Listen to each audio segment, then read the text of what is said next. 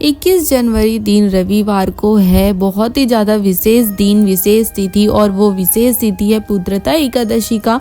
तो आज की इस वीडियो में हम आपको गुरुजी पंडित प्रदीप जी मिश्रा जी द्वारा बताए गए पुत्रता एकादशी को किए जाने वाले 5 विशेष उपायों की जानकारी देंगे, जो आपके लिए तो विशेष होगी ही होगी, साथ ही आपके बच्चों के लिए भी बहुत विशेष होने वाली है, क्योंकि पुत्रता एकादशी की तिथि बहुत ही ज़्यादा विशेष दिन है, बहुत ही विशेष तिथि है। तो अगर आप इस दिन इस उपाय को करते हो तो आपके साथ साथ आपके बच्चे को भी इसका फल प्राप्त होता है। तो आज की इस वीडियो में हम आपको आपके और आपके बच्चे के जीवन में भाग्य में धन का संयोग बनाने वाला एक बहुत ही विशेष धन प्राप्ति उपाय की जानकारी के साथ साथ अपने जीवन के सारे अटके कामों को नौकरी प्राप्ति करने वाला एक बहुत ही विशेष और अचूक उपाय की जानकारी देने वाले हैं। तो वीडियो को अंत तक जरूर देखें। तो चलिए वीडियो को शुरू करते हैं और जानते हैं उपायों की जानकारी। तो सबसे पहला उपाय गुरुजी ने कहा कि अगर आपके जीवन में कोई काम अटक रहा है, आगे नहीं बढ़ रहा है, एक के बाद एक दूसरे दिन पे टल रहा है, बहुत कोशिश कर रहे हो, उसके बाद भी वो काम हो ही नहीं रहा है, तो आपको पुत्रता एकादशी के दिन इस विशेष 2 शमी पत्र वाले उपाय को करना है। गुरुजी ने कहा कि शिव महापुराण के इस विशेष उपाय को करने के लिए आपको 2 शमी पत्र लेकर शिव जी के मंदिर पहुंच जाना है। शिव जी के मंदिर जाने के बाद आपको सबसे पहला शमी पत्र शिव जी के शिवलिंग के ऊपर समर्पित करना है, और फिर उसके बाद आपको दूसरा शमी पत्र शिव जी के जलाधारी के ठीक नीचे, जब हम शिव जी पर जल चढ़ाते हैं तो वो जल जलाधारी से बहता हुआ शिवलिंग के नीचे जहाँ पर गिरता है, ठीक वहीं पर ही आपको दूसरा शमी पत्र समर्पित करना है। गुरुजी ने कहा है कि आपको पूरा उपाय करते समय श्री शिवाय नमस्तुभ्यम मंत्र का जाप करते रहना है। साथ ही अपनी विशेष कामना, आपका जो अटका हुआ काम है, उसको महादेव से कहना है और निवेदन करना है कि महादेव आपकी उस अटके हुए काम को सिद्ध करे, सफल करे और पूरा करे। गुरुजी ने कहा कि शिव महापुराण की कथा में पुत्रता एकादशी का बहुत ही ज्यादा विशेष महत्व होता है। अगर कोई भी माता अपने बच्चे के किसी अटके हुए काम के लिए, अगर नौकरी की परीक्षा नहीं निकल रही है, रिजल्ट अटक गई है, परीक्षा अटक गई है, नौकरी नहीं लग रही है, या प्रमोशन अटक गया है, टल रहा है आगे, या फिर किसी विशेष अटके हुए काम के लिए करती है, तो शिव महापुराण की कथा वर्णन करती है कि यह निश्चित है कि महादेव उस माता की अवश्य सुनते हैं और उन्हें पुत्रता एकादशी के इस विशेष उपाय को करने का विशेष फल अवश्य प्रदान करते हैं और उनके जीवन के सारे अटके हुए कामों को पूरा करते हैं, सिद्ध करते हैं। तो ये थी पहली उपाय। अब जानते हैं दूसरा उपाय। तो गुरुजी ने कहा कि अगर आपकी कोई विशेष मनोकामना हो, बहुत दिन से आप महादेव से कुछ मांगना चाहते हो, कहना चाहते हो, अपने लिए, अपने बच्चों के लिए कुछ मांगना चाहते हो, तो पुत्रता एकादशी का यह दिन आपके लिए बहुत ही ज्यादा विशेष और महत्व रखने वाला है, क्योंकि पुत्रता एकादशी के इस विशेष उपाय को करने का विशेष फल आपको प्राप्त होगा, और आपको ही नहीं, आपके बच्चे को भी इसका फल प्राप्त होगा। तो आपको पुत्रता एकादशी के दिन यानी कि 21 जनवरी को गुरुजी पंडित प्रदीप जी मिश्रा जी द्वारा इस विशेष उपाय को करने के लिए 1 बेलपत्र और 1 अक्षत यानी कि चावल का दाना लेकर शिव जी के मंदिर पहुंच जाना है। आप जो चावल का दाना लेकर जाए वो खंडित नहीं होना चाहिए, टूटा फूटा नहीं होना चाहिए, साबुत अक्षत ही आपको लेकर शिव जी के मंदिर जाना है। शिव जी के मंदिर पहुंचकर आपको अपनी कामना कहते हुए सबसे पहले आपकी जो भी मनोकामना हो, जो भी आप महादेव से मांगना चाहते हो, उसका स्मरण करते हुए श्री शिवाय नमस्तुभ्यम मंत्र का स्मरण करते हुए आपको शिव जी के शिवलिंग के ऊपर 1 अक्षत यानी कि चावल का दाना चढ़ाना है। फिर आपको उसी चावल के दाने के ऊपर शिव जी के शिवलिंग के ऊपर 1 बेलपत्री समर्पित कर देना है। अब बेलपत्री आपको कैसे समर्पित करना है वो भी समझ लीजिए। तो बेलपत्री का जो डंडी वाला भाग का मुख है, आप जब बेलपत्री समर्पित करें तो डंडी वाले भाग का मुख जलाधारी की ओर होना चाहिए। फिर आपको श्री शिवाय नमस्तुभ्यम मंत्र का जाप करना है और अपने घर आ जाना है। गुरुजी ने कहा कि शिव महापुराण की कथा वर्णन करती है कि आपका एकादशी के दिन चढ़ाया हुआ 1 अक्षत और बेलपत्र आपके जीवन के सारे दुखों को, कष्टों को दूर कर देता है और आपकी सारी मनोकामनाओं को पूरी कर देता है।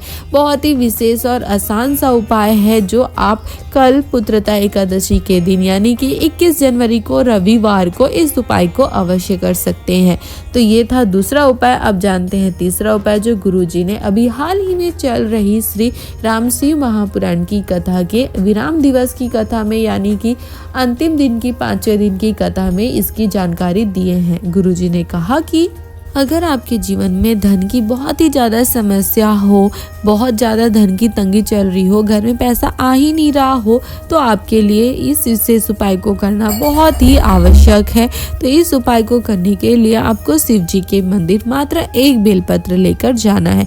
गुरुजी ने कहा कि बेलपत्र के इस उपाय को करने से आपके भाग्य में धन के संयोग तो बनेंगे ही बनेंगे, साथ ही पुत्रता एकादशी का यह विशेष उपाय करने से आपके बच्चों के भी भाग्य में धन का संयोग बनना शुरू हो जाएंगे। तो आपको इस उपाय को करने के लिए शिव जी के मंदिर एक बेलपत्र लेकर पहुंच जाना है।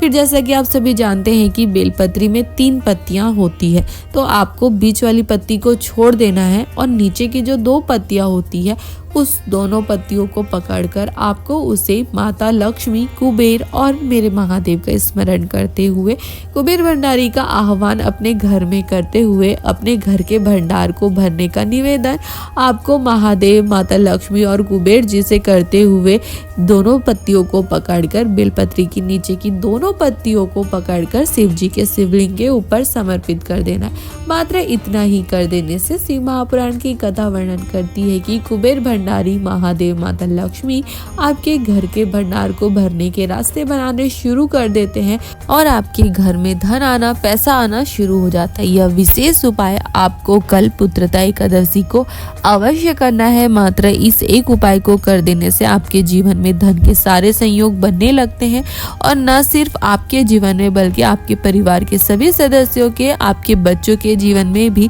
धन आना, पैसा आना शुरू हो जाता है। धन के संयोग उनके जीवन में, उनके भाग्य में बनने लगते हैं। बहुत ही विशेष और आसान सा उपाय है। इतना आसान सा उपाय आप महादेव को एकादशी के दिन, पुत्रता एकादशी के दिन प्रसन्न करने के लिए अवश्य कर सकते हैं। तो ये था तीसरा उपाय। अब जानते हैं चौथा उपाय जो गुरुजी ने श्री राम शिव महापुराण के कथा के अंतिम दिन यानी कि विराम दिवस की कथा में बताए हैं।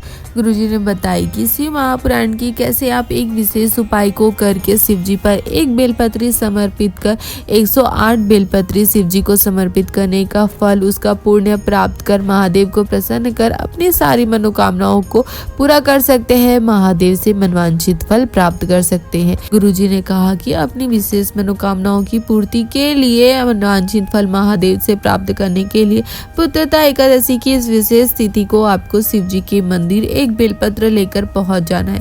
फिर शिव जी के मंदिर आपको पहुंचकर बेलपत्री की जो बीच वाली पत्ती होती है और उसकी जो डंडी होती है यानी कि बीच वाली पत्ती से लेकर नीचे की 2 पत्तियों के बीच में जो बीच वाली पत्ती की डंडी होती है उस डंडी को पकड़कर आप श्री शिवाय नमस्तुभ्यम मंत्र का स्मरण करते हुए शिव जी के शिवलिंग के ऊपर समर्पित कर देते हो। तो आपको इस तरीके से शिव जी पर बेलपत्री समर्पित करने से 108 बेलपत्री शिव जी को समर्पित करने का पुण्य, उसका फल प्राप्त हो जाता है और महादेव आपसे प्रसन्न होकर आपको मनवांछित फल प्रदान कर देते हैं। गुरुजी ने कहा कि वैसे तो आप इस उपाय को कभी भी कर सकते हो, पर अगर आप पुत्रता एकादशी की विशेष तिथि को इस विशेष उपाय को करते हो तो आपको इसका बहुत ही विशेष फल महादेव प्रदान करते हैं, आपकी सारी मनोकामनाओं को पूरी करते हैं और आपके पूरे परिवार पर, आपके बच्चों पर महादेव की विशेष कृपा होती है। बहुत ही नया और अचूक उपाय है जो गुरुजी ने विराम दिवस की कथा में बताए हैं। तो आप पुत्रता एकादशी के दिन इस उपाय को अवश्य करें। अब पांचवा और अंतिम उपाय जो गुरुजी ने पुत्रता एकादशी की विशेष तिथि को मनोकामना पूर्ति के लिए सभी को करने को कहा है वो है, गुरुजी ने कहा है कि आपको शिव जी के मंदिर एक कलश गंगा जल में 5 बेलपत्री लेकर जाना है और अगर आपके पास एक कलश गंगा जल नहीं है तो आप एक कलश साफ जल में थोड़ा सा गंगा जल डालकर उसमें 7 बेलपत्री डालकर भी शिव जी के मंदिर जा सकते हैं और इस उपाय को कर सकते हैं। तो शिव जी के मंदिर पहुंचकर आपको उस कलश के जल को शिव जी के शिवलिंग के ऊपर समर्पित कर देना। सिर्फ और सिर्फ जल आपको समर्पित करना है, बेलपत्री कलश में ही रहने देना है। पूरा जल शिव जी के शिवलिंग के ऊपर श्री शिवाय नमस्तुभ्यं मंत्र का स्मरण करते हुए आप समर्पित कर दे। तो फिर उसके बाद आपको सातों बेलपत्री को निकालकर शिव जी के शिवलिंग के ऊपर आपको एक एक कर समर्पित करना है। आप चाहो तो एक साथ भी बेलपत्री समर्पित कर सकते हो।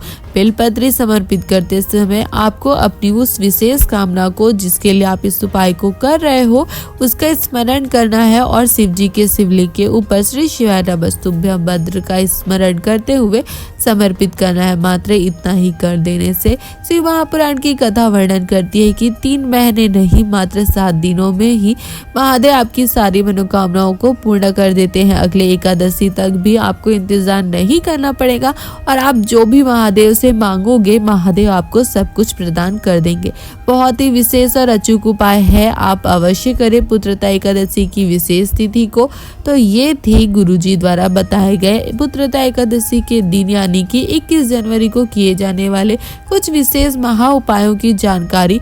अगर आपको ये जानकारी अच्छी लगी हो तो आप हमारे वीडियो को लाइक कर सकते हो और अपने परिवार वालों के साथ या अन्य शिव भक्तों के साथ इसे शेयर भी कर सकते हो, ताकि उन्हें भी गुरुजी द्वारा बताए गए इन विशेष उपायों की जानकारी प्राप्त हो सके और वो भी इन उपायों को करके महादेव का आशीर्वाद प्राप्त कर अपने जीवन के सारे दुखों को, कष्टों को दूर कर अपने जीवन में आनंद और सुख की प्राप्ति कर सके। हर हर महादेव।